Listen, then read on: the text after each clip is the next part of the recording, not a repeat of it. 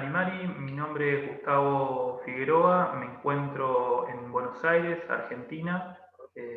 Estamos haciendo una grabación, una comunicación directa con Felipe Martínez, que se encuentra en este momento en Bogotá. Él es periodista y sociólogo, y el motivo de este encuentro es un poco contextualizar y visualizar la situación que se vive en, en Bogotá, parte de Cali también, desde la mirada de una persona que está en esos escenarios, que vive diariamente el conflicto y el estallido social. Te saludo, Felipe, ¿cómo estás? Buenas noches. Hola Gustavo, un saludo a ustedes, a todas las personas que nos ven y escuchan. Esta es la primera transmisión del Walmapu Libre, Periodismo de Mar a Mar. Es una transmisión que se va a replicar por YouTube, que va a estar seguramente en todas las redes sociales. La intención es poder un poco acercar un relato directo, un cronista directo. Felipe hizo una cobertura recientemente en la ciudad de Cali y ahora se encuentra en la ciudad de Bogotá. Me gustaría que para empezar a charlar, Felipe, nos contextualices cómo nace tu profesión, desde cuándo te dedicas y a qué área de la comunicación, ¿no? Porque una cosa, hay que distinguir bien lo que es periodista o un comunicador de un medio masivo o un periodista independiente, ¿no? Claro, bueno, pues mi nombre es Felipe Martínez, hago parte de ejercicios de comunicación popular en la ciudad de Bogotá desde hace ya, pues realmente desde que era muy joven. eh, Cuando inicié, digamos, acompañando procesos de radio en barrios, en la localidad que vivo, que es la localidad Cuarta de San Cristóbal, junto al colectivo Loma Sur. De ahí arranco, digamos, eso es como todavía estando en el colegio, y empezando a conocer, pues, qué es hacer comunicación desde las comunidades. Ya entré a la universidad, no estudié comunicación social, sino estudié sociología, y cuando me gradué, finalmente empecé a ejercer la sociología desde el periodismo en un medio alternativo que se llama Desde Abajo, un periódico Desde Abajo, que es una apuesta con 30 años de existencia en el país, eh, que mensualmente publica un periódico impreso, del cual yo hago parte del consejo de redacción. Y pues básicamente me he dedicado en los últimos 5 años de mi vida a escribir mensual sobre la coyuntura nacional, sobre luchas sociales, populares, comunitarias, acompañando movimientos sociales en diferentes regiones del país. Y, y bueno, pues también siendo parte de todos estos procesos de transformación que se van dando en Colombia, y cubriendo también toda la sangre y la violencia que día a día es la cotidianidad de nuestro país. A eso básicamente es lo que me he venido dedicando, más que todo, digamos, desde la escritura de reportajes, crónicas y noticias, digamos, más de informativas. Si tuvieras que contextualizar en función de esa mirada sociológica y también un recorrido periodístico, me imagino, en muchos barrios de Bogotá, ¿qué hechos se pueden mencionar previos al estallido social? Recordemos que el estallido social se tiene un poco más de, de un mes y si es correcta la definición de estallido social, ¿no? Bueno, claro, pues evidentemente esto es un estallido social, eh, que nace por la crisis estructural que atraviesa Colombia, en donde, digamos, tengo algunos datos que podrían dar una mirada general de qué es lo que sucede en Colombia para llegar a este alzamiento que es un alzamiento muy popular, que inicialmente es convocado por, digamos, centrales obreras, sindicales, a una movilización y a un paro nacional en contra de una reforma tributaria que el gobierno de Iván Duque quería implementar en un momento muy crítico para la economía de las familias y de la sociedad, pues digamos viviendo ya un año de pandemia y de encierro constante, ¿no? Entonces, pues algunos datos generales que podríamos ver es, digamos, en el año 2020, el 42,5 de los habitantes, esto es decir, 21 millones de personas, 21, sí, 21 millones de personas se encontraban por debajo de la línea de la pobreza.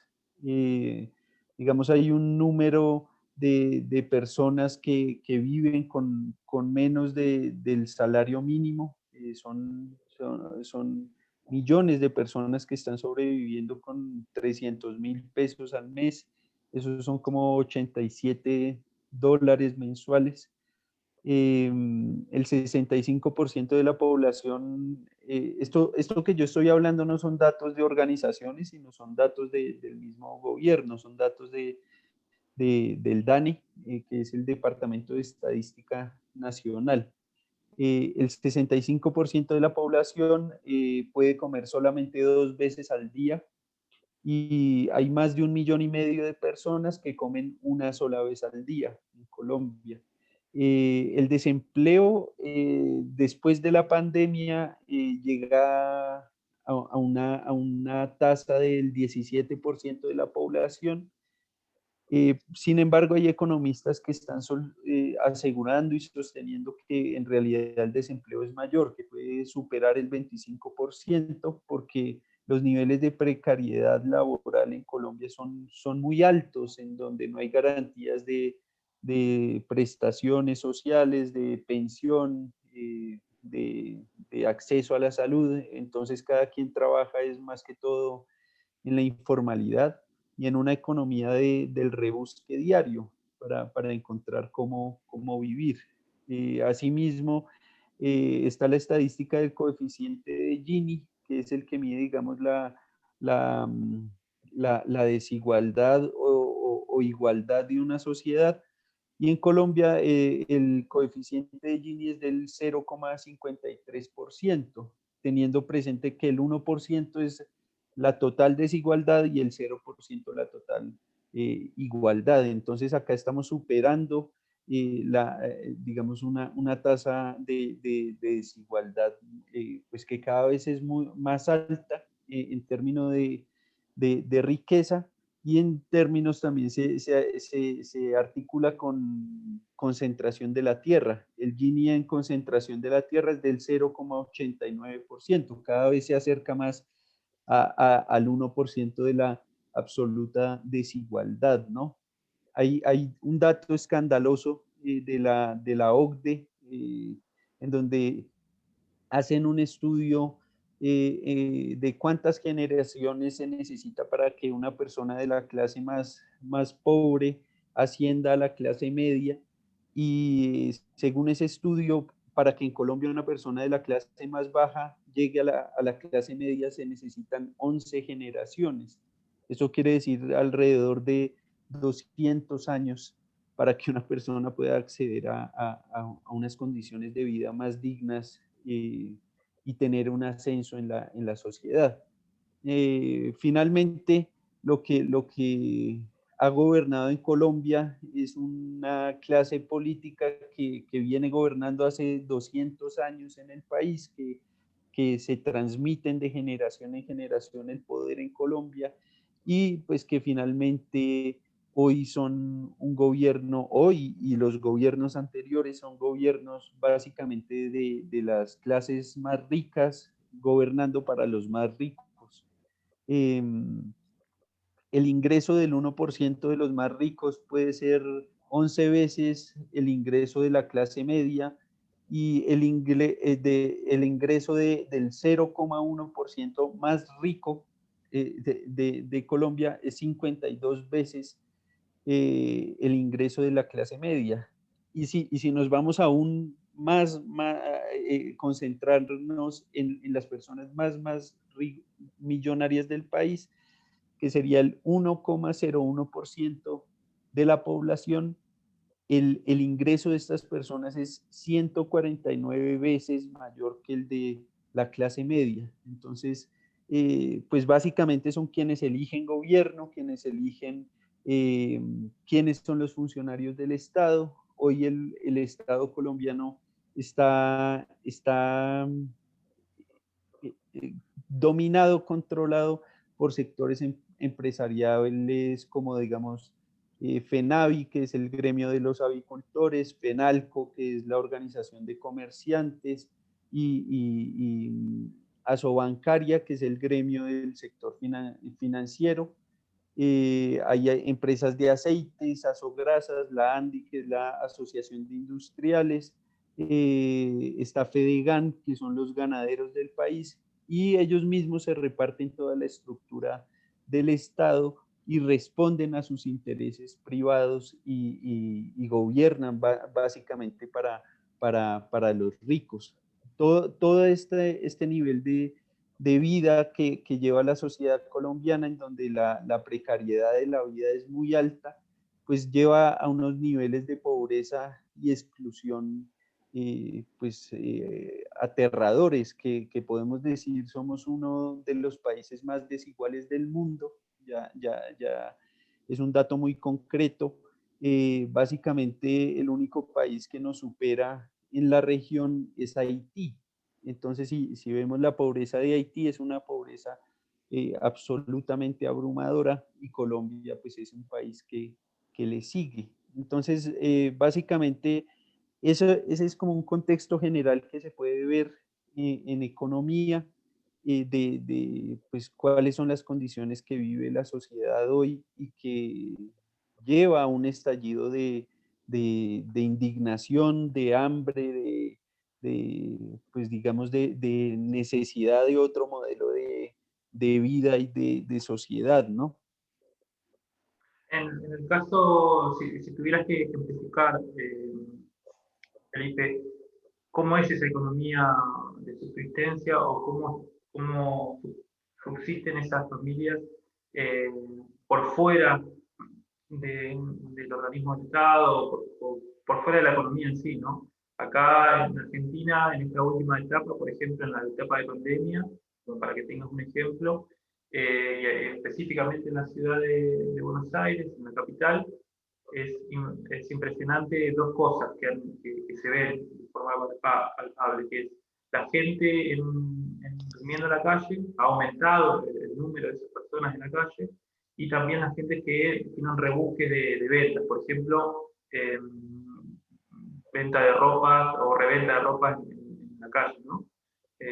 ¿Cuál es la situación o cuáles son las economías de subsistencia que hay o que habían previo al estallido social? Sí, yo creo que debe ser una realidad muy similar, y peor.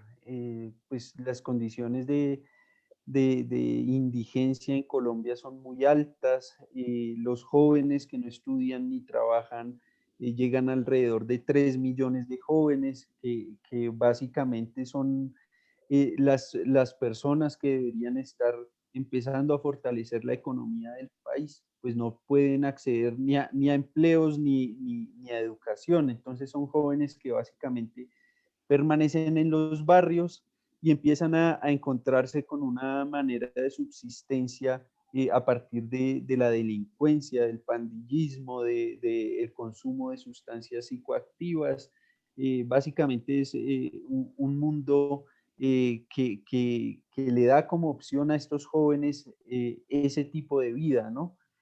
Asimismo, uno puede ver todo el tiempo que sale a las calles de Bogotá o de cualquier otra ciudad, personas arrojadas en el asfalto pidiendo monedas, personas en los semáforos de cada esquina limpiando vidrios, vendiendo golosinas. Es una cosa que realmente cada vez es más evidente la pobreza y la miseria de la gente.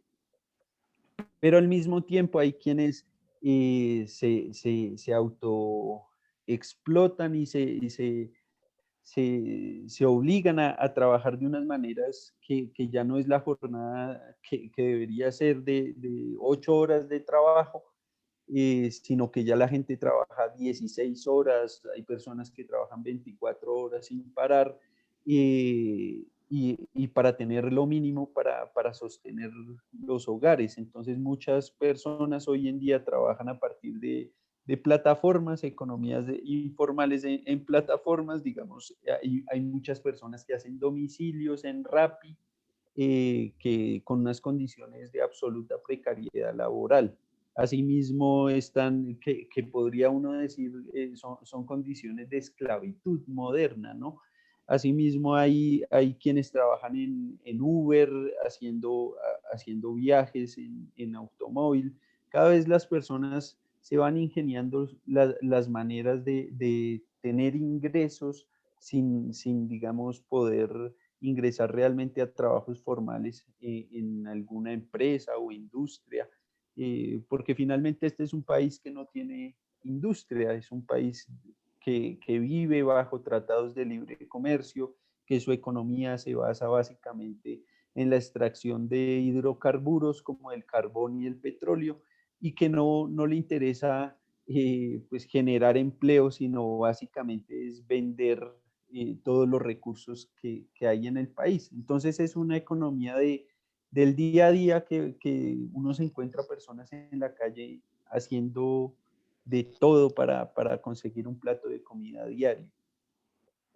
En función de esto último que me contás, Felipe, con respecto eh, a la industria extractiva, específicamente con el caso de Angulo, que en algún momento lo charlamos, ¿cómo es ese vínculo entre, en el caso concreto de Angulo, que, que él no solamente que está dentro del extractivismo en Colombia, sino que a la vez, en el mismo tiempo, tiene una de las instituciones contra, que ayudan de alguna forma a enfermos de cáncer? ¿Cómo es esa relación que se da en Colombia y qué representa también esta figura en Colombia, ¿no?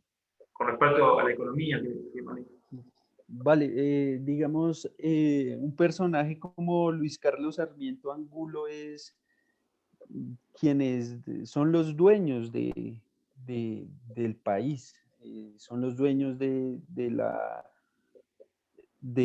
los medios de comunicación, son dueños de empresas de alimentos, son los dueños de los bancos, son los dueños como tú lo dices, los dueños de centros de estudio de investigación contra el cáncer, pero a la vez, digamos, son los mayores constructores del país, de avenidas, digamos, articulados a Odebrecht, han hecho negocios de vías gigantes en todo el país que responden básicamente a los intereses del extractivismo en Colombia. Entonces, Colombia no tiene vías adecuadas para la extracción digamos, hacia otros países de los recursos naturales que hay en los territorios, entonces necesitan construir avenidas muy grandes, pues que puedan pasar maquinarias, que puedan pasar tractomulas y todos estos, eh, sí, como autos de carga para poder sacar los materiales de extracción. Eh, pues básicamente lo que sucede en términos de explotación minera en Colombia es que Colombia no es el país que hace la extracción, sino básicamente cede los territorios a empresas multinacionales, que vienen a extraer los recursos y dan unas regalías mínimas para el Estado y para la sociedad, que digamos en los proyectos de reformas tributarias que hemos vivido en los últimos años, en Colombia esta no es la única reforma tributaria que ha existido. El gobierno de Iván Duque ya había planteado una reforma tributaria el gobierno de Juan Manuel Santos también ya había hecho reformas tributarias, y en esas reformas básicamente lo que se le hace es darle cada vez más beneficios a las multinacionales para que puedan entrar a los territorios del país a extraer recursos sin dejar nada de regalías para la economía nacional. Entonces, en todo ese entramado de la economía capitalista, pues se mueven estos personajes como Luis Carlos Sarmiento Angulo, quien es una de las personas más millonarias del mundo.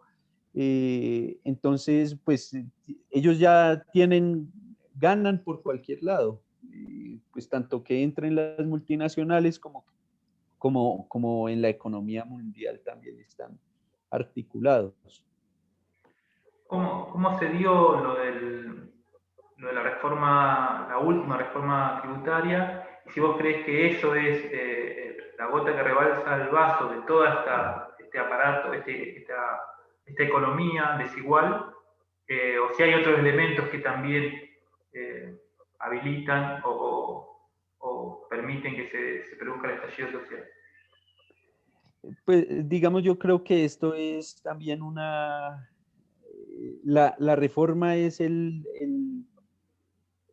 como lo que hace rebasar la copa para el estallido social, pero que no es la única razón y no es la única vez que se ha venido presentando, sino que este es un estallido social que, como muchas personas ya lo vienen diciendo, eh, digamos, es como la continuación del estallido del 2019, del 21 de noviembre, cuando la sociedad, el conjunto del país salió a las calles, esa vez sí en contra de un mal gobierno. Básicamente la gente salió a un paro nacional porque estaba cansada pues de la vida que tenemos en Colombia.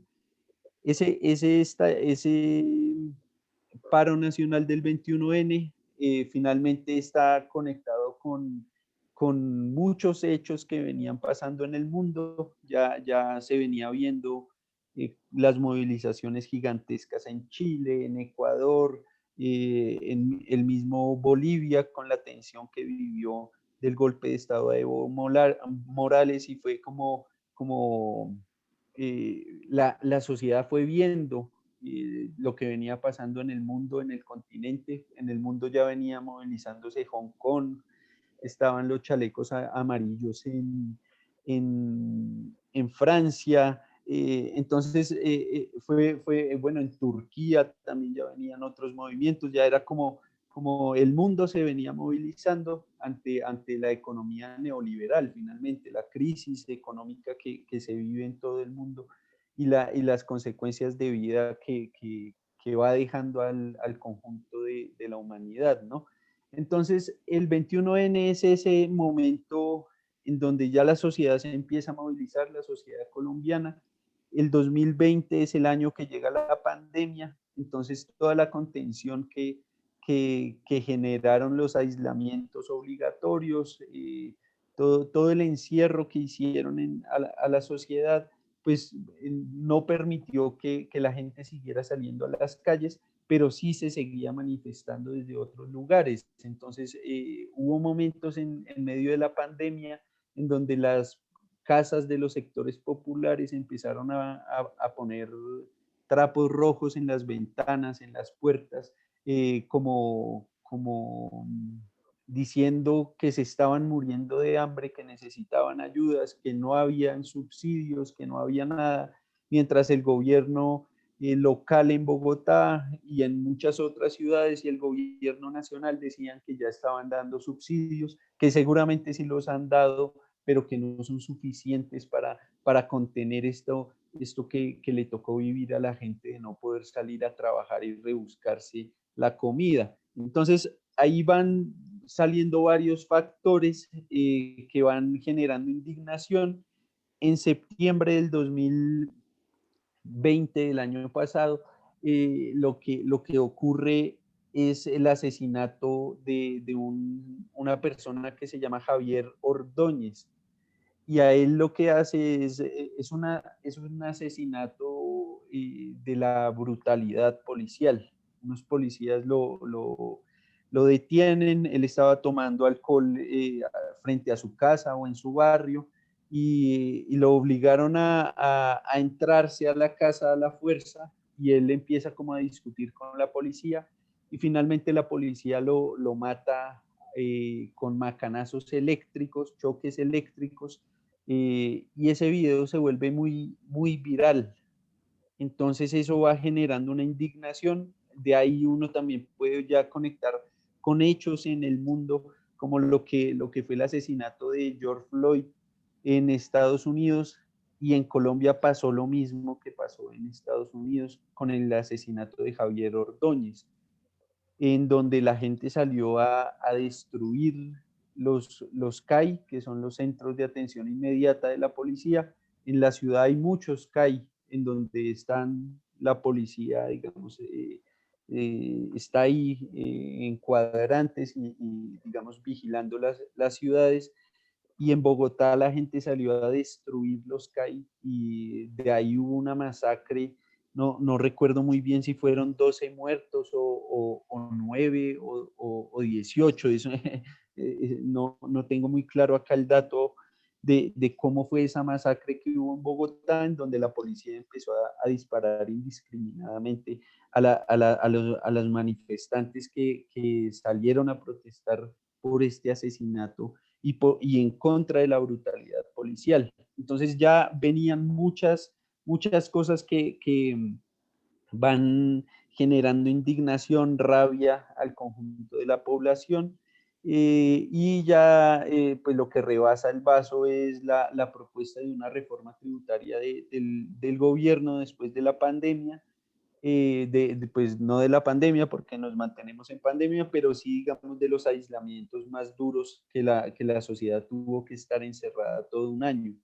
Entonces, esta propuesta de reforma tributaria ya era un exabrupto en donde básicamente seguían beneficiando a los ricos. En medio de la pandemia, Duque dio subsidios a empresas como Avianca, que es una empresa que ya ni siquiera es colombiana y que está en quiebra, y el gobierno colombiano le da un subsidio para que no quiebre esa empresa, mientras el resto de la población necesitaba una renta básica y no lo hacen. Y con la reforma tributaria entonces le daban más beneficios a los empresarios para que no tributen, para que hay un discurso que han venido eh, integrando en las sociedades desde el poder, y es que hay que quitarle los impuestos a las empresas porque las empresas generan empleo. Cuando, pues digamos, no es cierto, las empresas deben tributar porque están llenándose, están generando una riqueza pues digamos, muchas no, ni siquiera lo están declarando la riqueza, y las condiciones laborales de los trabajadores cada vez son más precarias en empresas en donde hacen contratos de un mes, de 2 meses, de 3 meses, hasta 6 meses máximo, en donde pues los trabajadores cada vez están en peores condiciones y los empresarios se van enriqueciendo cada vez más, ¿no? Entonces, en la reforma tributaria estaba eso, exenciones a las empresas, pero adicional había ya el aumento de impuestos a la tributación de la sociedad, y querían subirle el IVA a la canasta básica familiar cuando la gente no tiene ni siquiera los recursos suficientes para comprar alimentos, querían incrementar el precio de los alimentos, de la gasolina, y pues digamos la gente ya salió a la calle con la convocatoria de las centrales obreras a un paro nacional en rechazo a la reforma. El gobierno también tuvo unos errores fatales en donde salía el ministro de Hacienda, el que proponía la reforma tributaria, y le preguntaban cuánto cuesta una docena de huevos y no tenía ni idea. Entonces la sociedad se empieza a dar cuenta también pues que ellos no viven como el resto de personas vivimos en el país, que no saben cómo es la realidad de la gente, y sin embargo siguen poniendo a tributar a la gente cada vez más. Iban a poner a tributar a personas que ganaran 2 salarios mínimos, no, 3 salarios mínimos en Colombia, y eso es, mientras a los empresarios les bajan impuestos, a las personas que ni siquiera son las clases medias le aumentan impuestos. Todo esto es, digamos, básicamente lo que lleva a la indignación en la calle y a este levantamiento popular que, pues, digamos, se ha salido de las manos no salido de las manos, sino se ha salido de las esferas de las organizaciones políticas, sindicales, gremiales, de todo tipo. Ya esto es un levantamiento que realmente expresa es la indignación del conjunto de la sociedad y del pueblo colombiano. Específicamente, Felipe, ya dentro de tu cobertura que realizaste recientemente en Cali, los últimos días de mayo, ¿qué pudiste observar? ¿Con qué inquietudes ibas? Eh, ¿Con qué panorama pensabas encontrar y qué te encontraste finalmente? Bueno, pues hay un panorama, digamos, muy concreto en términos de derechos humanos que yo he venido siguiendo y he venido publicando en lo que escribo.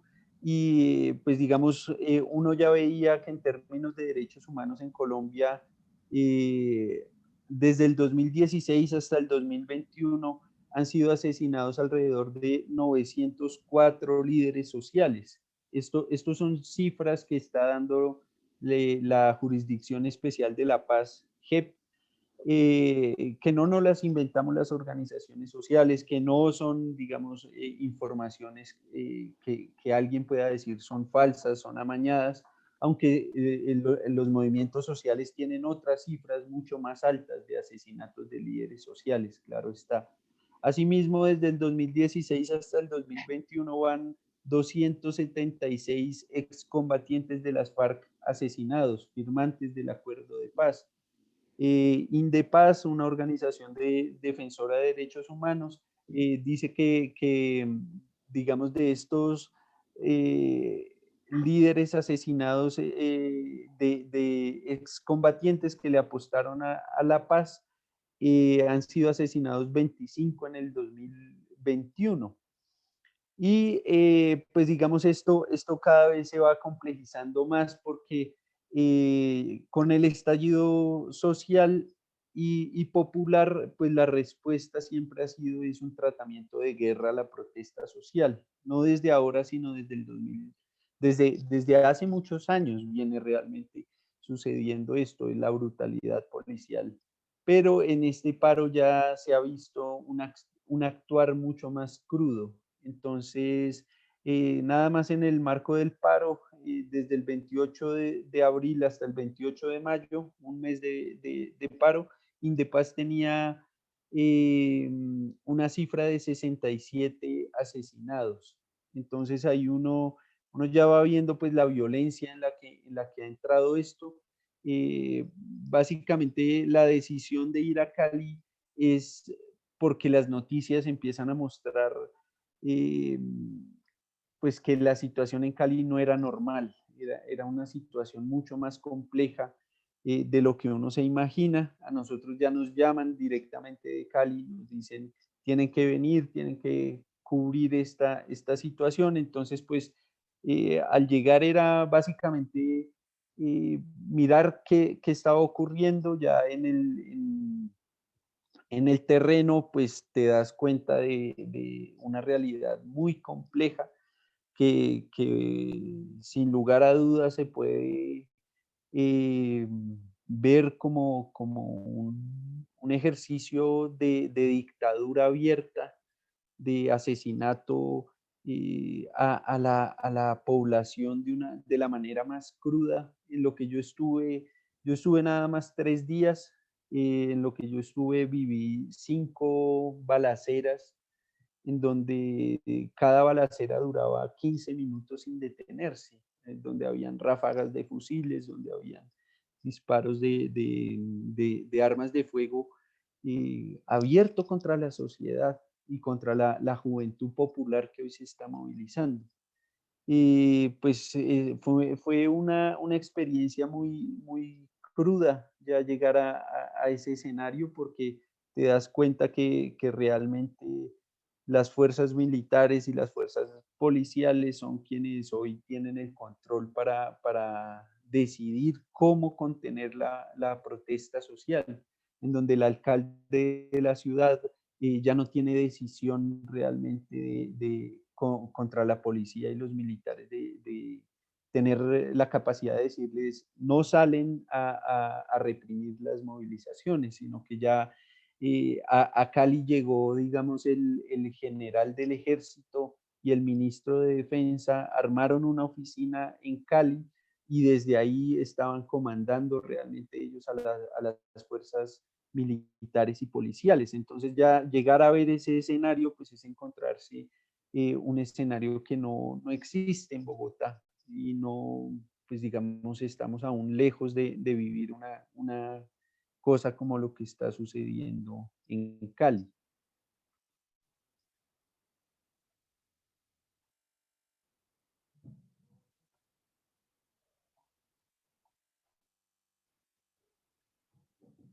Ah, Gustavo, tienes apagado el micrófono.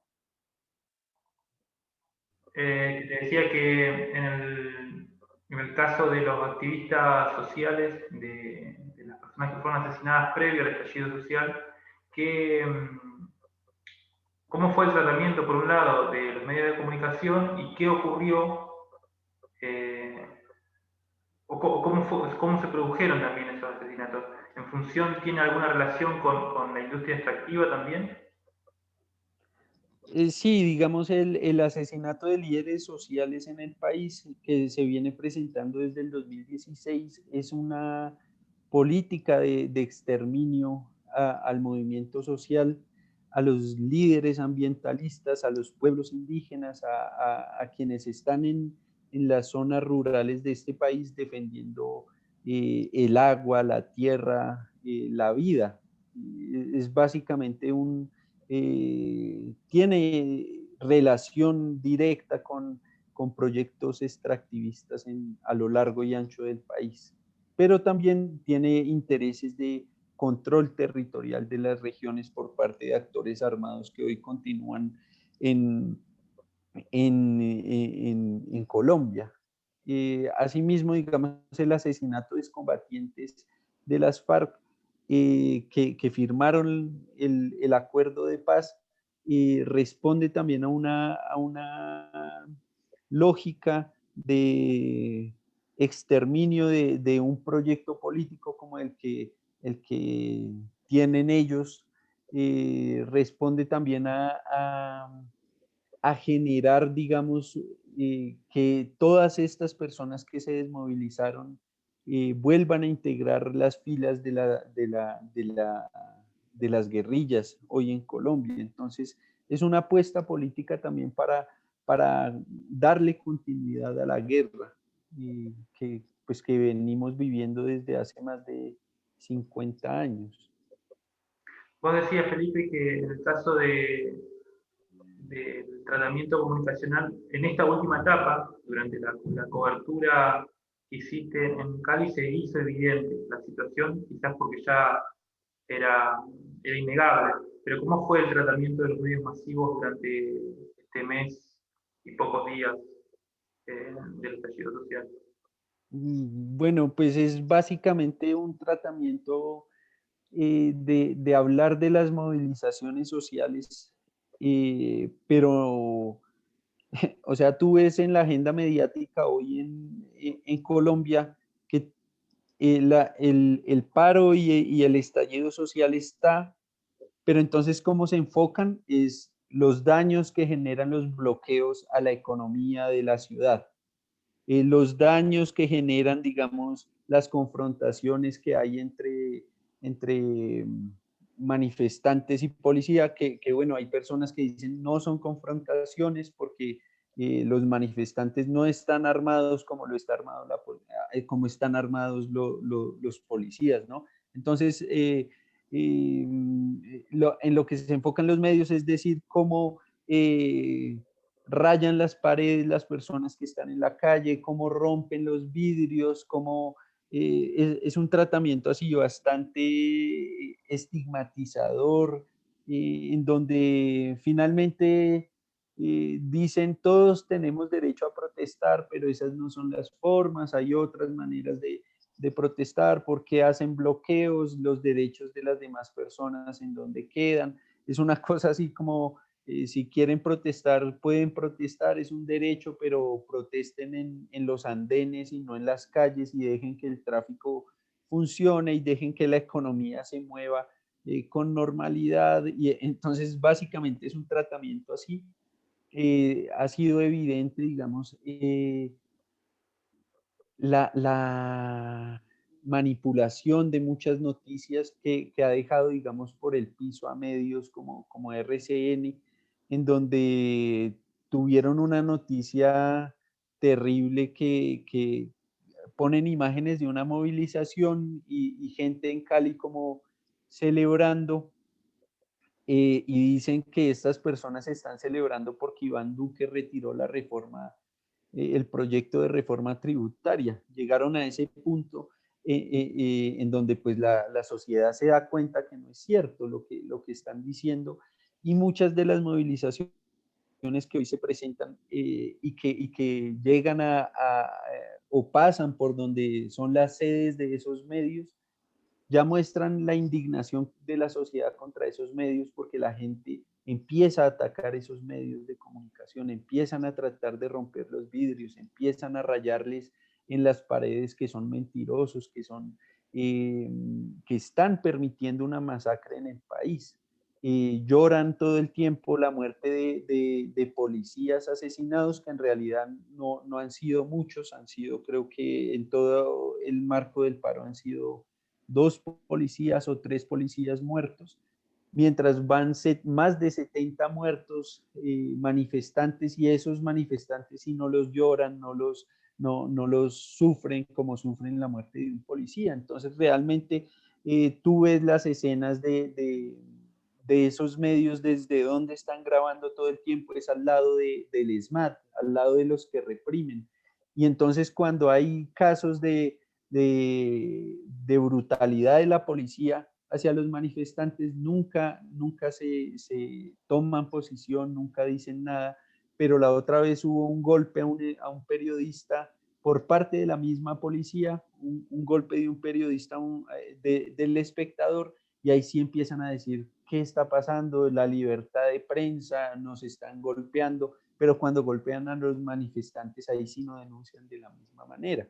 Entonces, básicamente ha sido un tratamiento de la realidad en los medios que, pues que más allá del tratamiento que le han dado, yo veo que ha generado el despertar de ejercicios de comunicación propia y de ejercicios de comunicación popular y comunitaria que se posicionan muy fuerte. Digamos, en Cali hay una experiencia que se llama el Canal 2, que eso es una experiencia que ya tiene muchos años en el país, no sé si 30 años o 40 años, es un medio pues que ya tiene trayectoria y en este momento ese medio se la jugó por informar con transparencia lo que ocurre en las movilizaciones en Cali, por estar al lado de los jóvenes populares que se están movilizando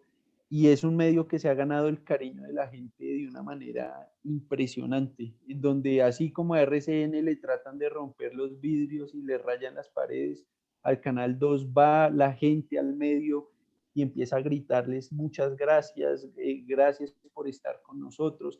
Al director del medio, José Alberto, la gente lo abraza en la calle, la gente lo admira, la gente lo cuida, la gente lo quiere. Entonces ahí uno ve cuál es el papel hoy de los medios de comunicación y cómo debemos apostarle a un ejercicio de medios como el que está haciendo José Alberto y todo su equipo de trabajo en Cali con el Canal 2. En Mapu, en Chile, se daba una situación particular que también la charlamos, que tiene que ver con el principio del estallido social, se encontraban personas dentro de los supermercados y se prendía fuego los supermercados. Es decir, y después en el relato oficial o dentro de los medios de comunicación lo que se informaba era que las personas habían quedado accidentalmente en esos supermercados y los supermercados después habían sido también parte de un accidente y se prendieran fuego.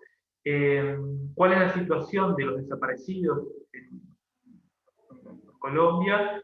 ¿Cómo se producen, en qué contexto se producen los asesinatos y cómo son informados después, ¿no?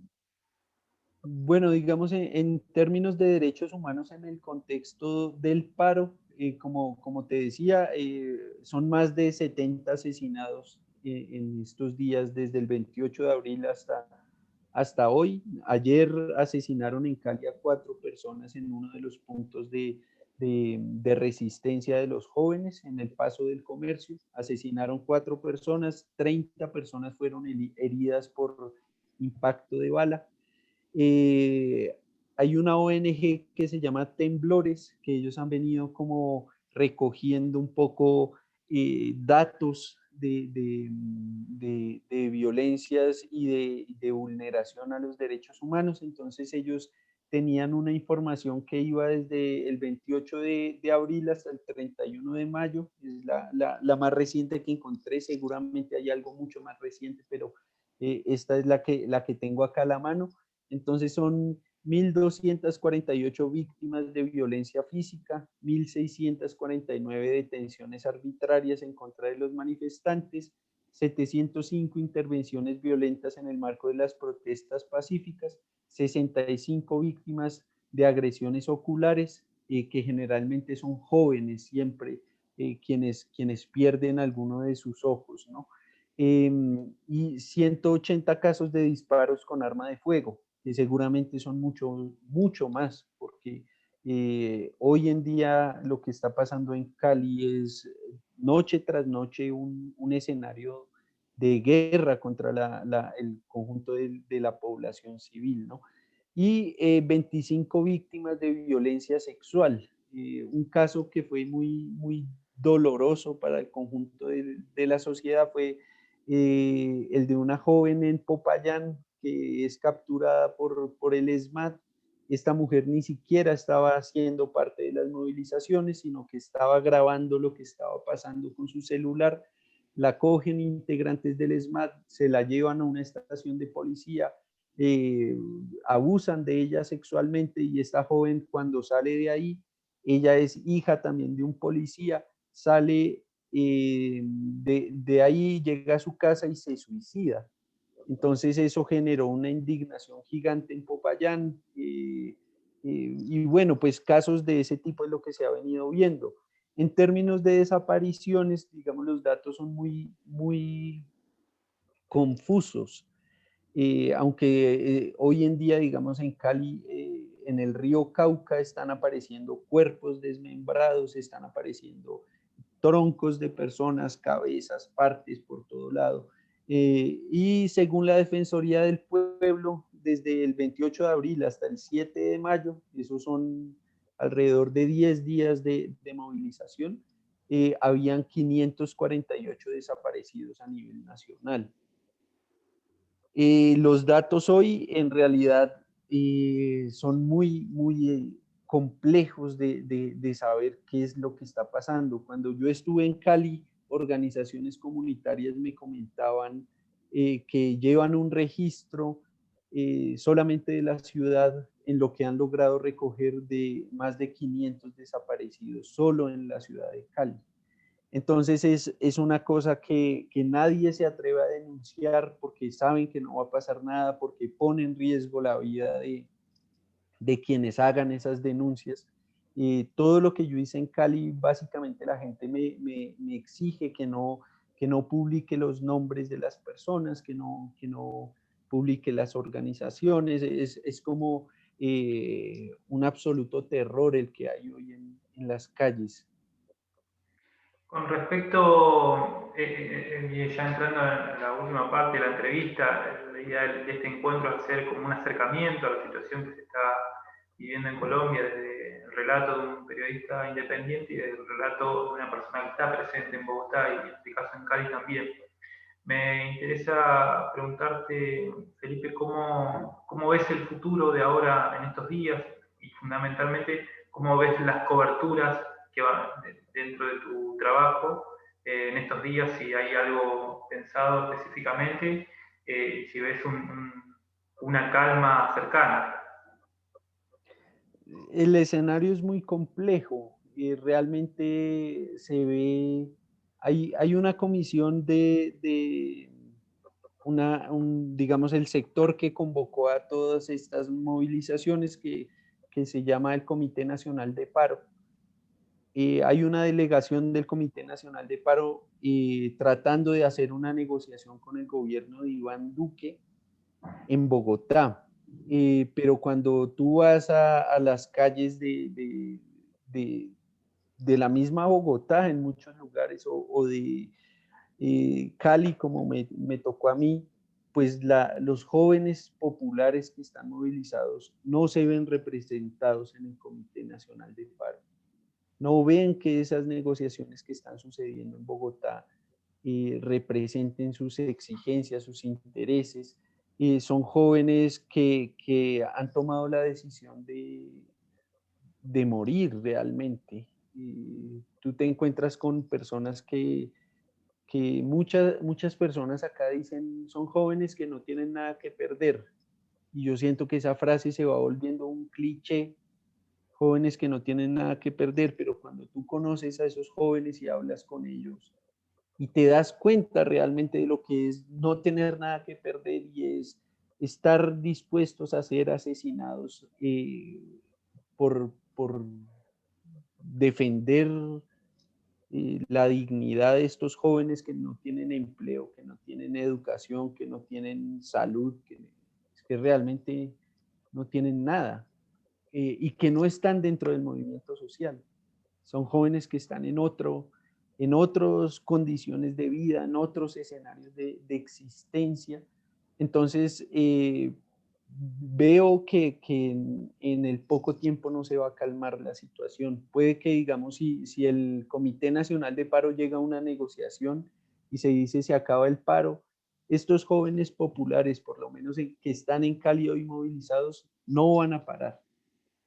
Ellos están exigiendo otros tipos de negociaciones, otro tipo de lugares para que sean escuchados, que es muy interesante para la mirada de uno como sociólogo y como el ejercicio al que me dedico como el periodismo, porque te estás dando cuenta que está surgiendo un actor político nuevo en el país, que es un actor político que es demasiado popular realmente. O sea, sí son los sectores populares que viven las consecuencias de la pobreza, que viven día a día el hambre y la miseria. Y ellos son quienes hoy se están empezando a organizar y a aguantar y a resistir.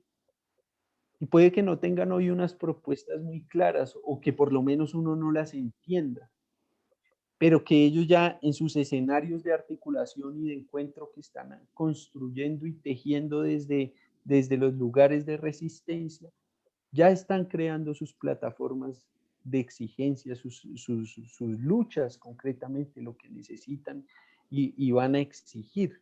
Entonces yo creo que básicamente hoy lo que es necesario que suceda en Colombia es que a esos jóvenes se les permita espacios en sus puntos de resistencia, que nadie los hostigue, que los dejen tranquilos y que les dejen construir cuáles son sus ideas y sus propuestas para presentarle a la sociedad. Porque no están siendo representados en el comité de paro, no los representan los adultos, no los representa el movimiento social, no los representan los sindicatos, ni los pueblos indígenas, es un actor que necesita espacio y que es el actor que hoy, digamos, en Cali está marcando la coyuntura, son los que están día a día en el frente de, sí, de resistencia contra la brutalidad policial.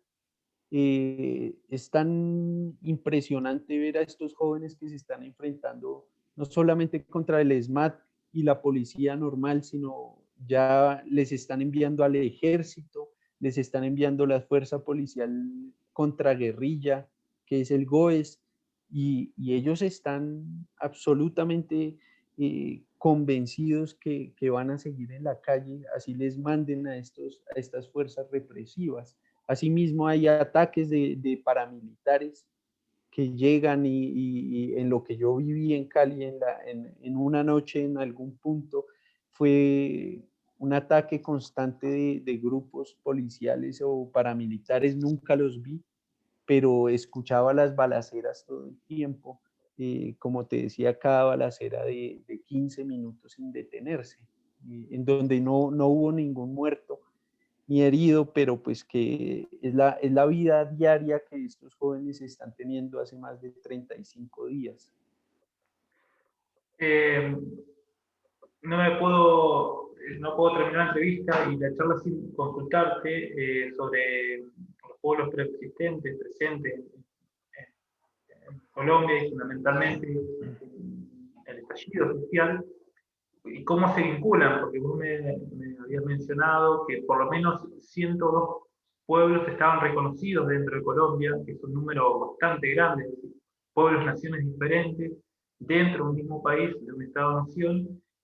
¿Cómo se vinculan o cómo abordan ellos el estallido social y si es una presencia que se da solamente en las ciudades o de las zonas rurales hacia las ciudades? Bueno, pues la participación como tal de los pueblos indígenas en las últimas movilizaciones de Colombia, en la última década, ha sido muy activa realmente. Son pueblos que han logrado un ejercicio de organización eh, muy potente, donde también han venido ganando mucha legitimidad ante la sociedad.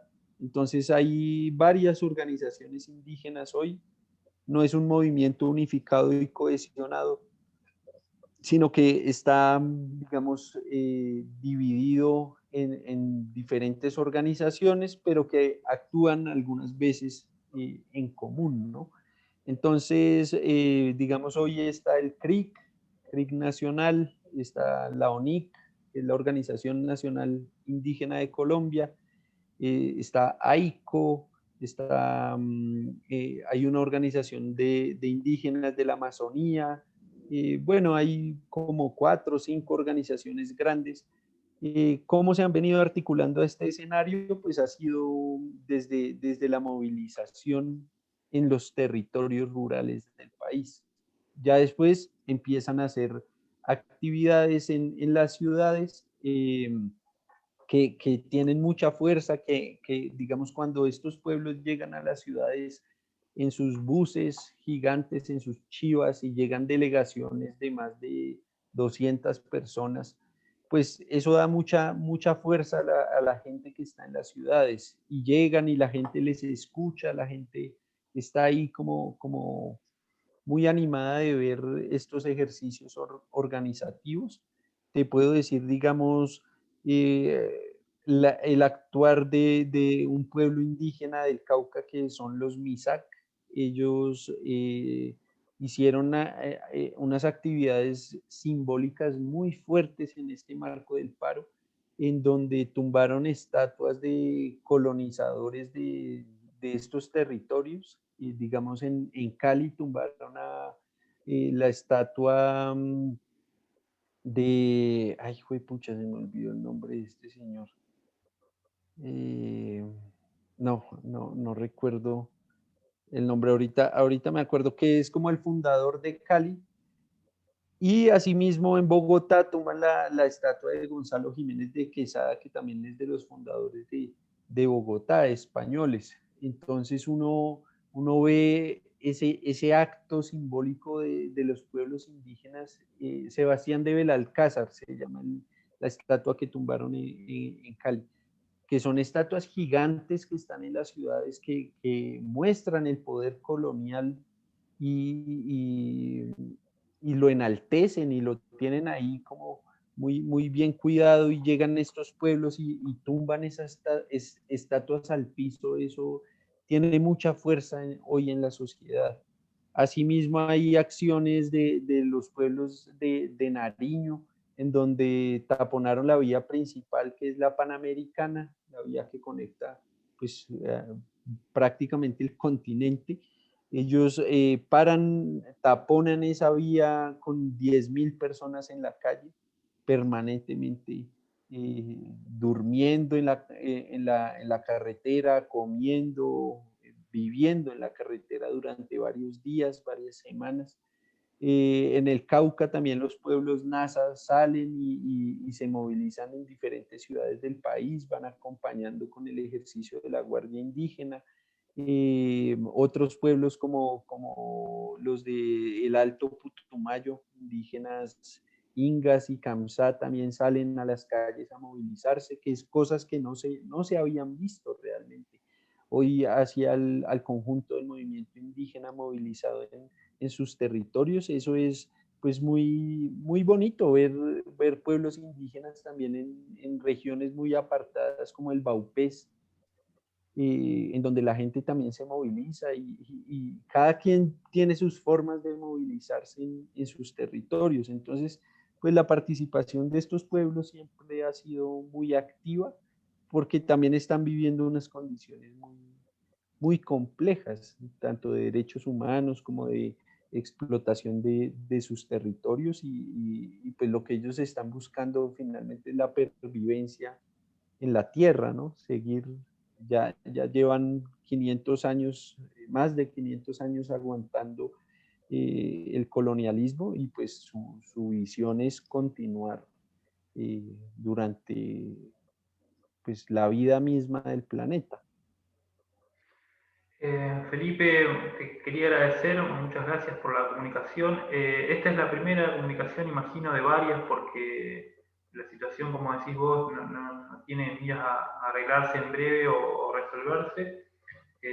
Así que vamos a estar comunicados, en contacto, para, para seguir difundiendo la situación, para seguir articulando redes de comunicación entre medios alternativos y medios de la región.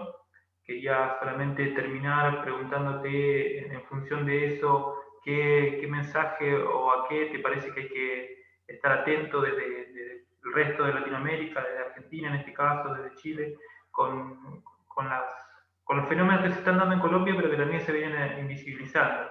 Vos hablabas de este fenómeno que se está dando imagino yo que esos jóvenes populares son la primera línea, pero ¿qué otro hecho te parece que hay que estar atento y prestar atención? Y por lo tanto también difundir, ¿no? Pues, yo creo que básicamente hay unas tareas puntuales para el conjunto de la comunidad internacional, pues que ya se ha venido dando, ¿no? Que es la denuncia concreta de todas las situaciones de derechos humanos que estamos viviendo en Colombia, que como bien dices, no se sabe mucho lo que está pasando, porque ni siquiera acá mismo está muy claro. Pero creo que la comunidad internacional hoy tiene que informarse a través de los medios alternativos de comunicación que día a día están trabajando y tratando de cubrir la situación, que somos medios que no tenemos realmente recursos para estar cubriendo en terreno todo el tiempo, para estar publicando diarias notas, pero que cuando publicamos cosas es muy importante que se logren difundir y que tengan un alcance alto, porque digamos, eh, el alcance de los medios, o por lo menos de nuestro medio como desde abajo, sigue siendo muy limitado, sigue siendo muy, muy pequeño, muy marginal, aún no logra trascender. Y pues creo que con ojos de otras personas del mundo también eso nos ayuda pues a difundir lo que está sucediendo. Y ya pues también queda la tarea pues del relacionamiento con otros y otras de distintos países, para ver también más allá de la situación de Colombia, es pues la situación de los otros países del continente, como también que aquí la gente se entere de lo que está pasando. Finalmente la gente hoy, estos jóvenes populares, sí, que efectivamente hacen parte de la primera línea, aprendieron a luchar viendo otros pueblos, aprendieron a luchar viendo al pueblo chileno en las calles, viendo las barricadas, cómo las hacían. Ellos van buscando en internet cómo es que otras sociedades han enfrentado el gas lacrimógeno, han venido actuando eh, en medio de estos ataques de la policía. Entonces creo que pues eso es muy bonito y hay que seguirlo fortaleciendo, cómo generar más allá de que los jóvenes aprendan a ver pelear al otro, es diálogos entre jóvenes de populares chilenos, colombianos, argentinos. Creo que es la red que se debe tejer. Felipe, te vuelvo a agradecer. Este fue el primer programa de World Mapu Libre, Periodismo Mar a Mar. Va a estar presente dentro de las redes sociales y fundamentalmente en YouTube. Esperamos que se pueda reproducir, que pueda llegar tu relato, tu crónica también de los hechos que has cubierto y seguramente nos vamos a volver a encontrar en otra emisión, en otro programa, en otra entrevista. Te mando un abrazo y bueno, estaremos en contacto informando la situación en Colombia. Vale, Gustavo, muchísimas gracias. Un saludo pues muy fraterno a ustedes como equipo de trabajo y a quienes nos ven. Y ahí, acá estaremos también para lo que necesiten.